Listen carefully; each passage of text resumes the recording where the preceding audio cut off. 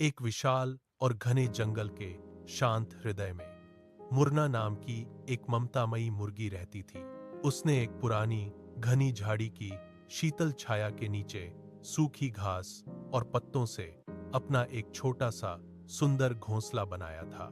उस घोंसले के भीतर 4 सफेद और चमकदार अंडे रखे थे जो उसकी दुनिया थे।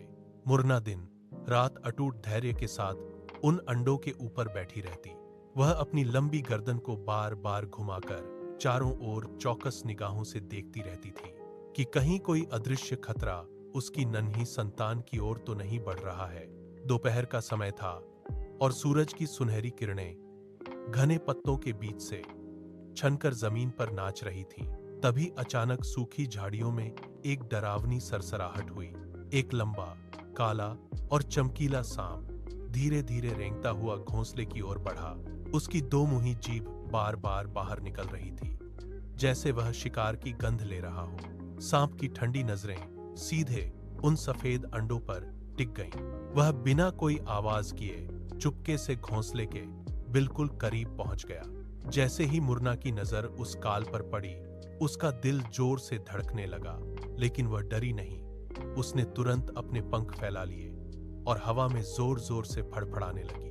उसने अपनी चोंच से सूखी जमीन पर प्रहार किया, जैसे वह सांप को चेतावनी दे रही हो।